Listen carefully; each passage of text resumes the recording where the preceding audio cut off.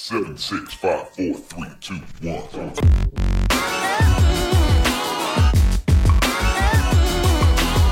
Hi, my name is Lynn Root. I am a software engineer here at Spotify, and I'll be the first to admit that I often take for granted the reliability of the internet.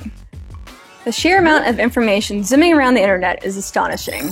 But how is it possible for every piece of data to be delivered to you reliably? Say you want to play a song from Spotify.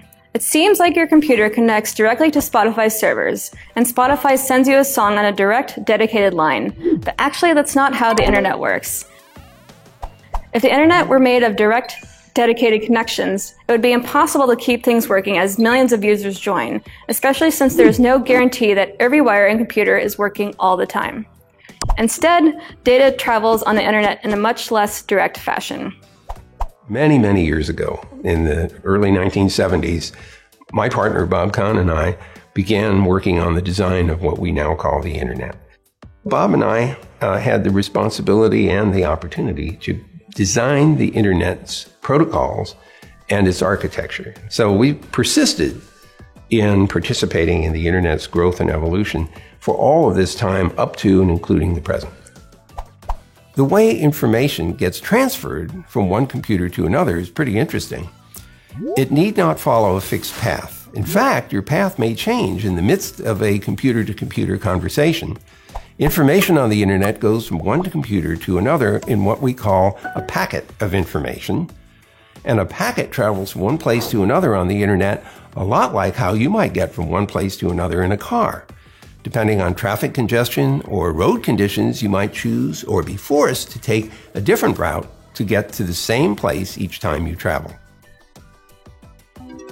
And just as you can transport all sorts of stuff inside a car, many kinds of digital information can be sent with IP packets, but there are some limits. What if, for example, you need to move a space shuttle from where it was built to where it will be launched? The shuttle won't fit in one truck, so it needs to be broken down into pieces, transported using a fleet of trucks.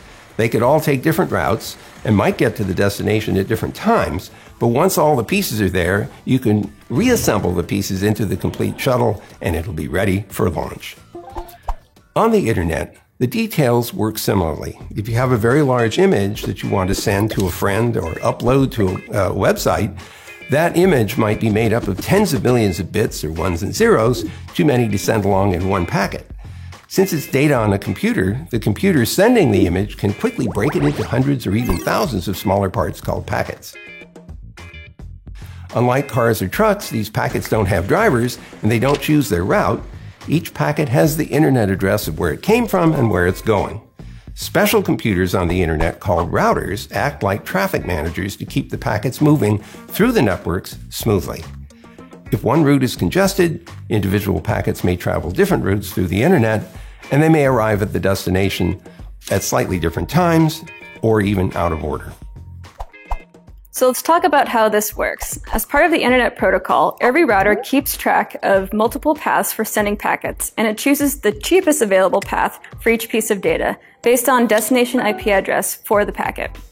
Cheapest in this case doesn't mean cost, but time and non-technical factors such as politics and relationships between companies. Often the best route for data to travel isn't necessarily the most direct. Having options for paths makes the network fault tolerant, which means the network can keep sending packets even if something goes horribly wrong. This is the basis for a key principle of the internet, reliability. Now, what if you want to request some data and not everything is delivered? Say you want to listen to a song. How can you be 100% sure all the data will be delivered so the song plays perfectly? Introducing your new best friend TCP, Transmission Control Protocol. TCP manages the sending and receiving of all your data as packets. Think of it like a guaranteed mail service. When you request a song on your device, Spotify sends a song broken up into many packets. When your packets arrive, TCP does a full inventory and sends back acknowledgments of each packet received. If all packets are there, TCP signs for your delivery and you're done.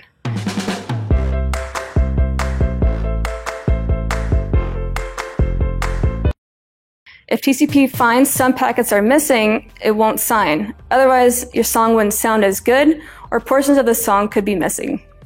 For each missing or incomplete packet, Spotify will resend them. Once TCP verifies the delivery of many packets for that one song request, your song will start to play. What's great about the TCP and router systems is they're scalable. They can work with 8 devices or 8 billion devices. In fact, because of these principles of fault tolerance and redundancy, the more routers we add, the more reliable the internet becomes. What's also great is we can grow and scale the internet without interrupting service for anybody using it. The internet is made of hundreds of thousands of networks and billions of computers and devices connected physically. These different systems that make up the internet connect to each other, communicate with each other, and work together because of agreed upon standards for how data is sent around on the internet. Computing devices, or routers along the internet, help all the packets make their way to the destination where they're reassembled if necessary in order. This happens billions of times a day, whether you and others are sending an email, visiting a web page, doing a video chat, using a mobile app, or when sensors or devices on the internet talk to each other.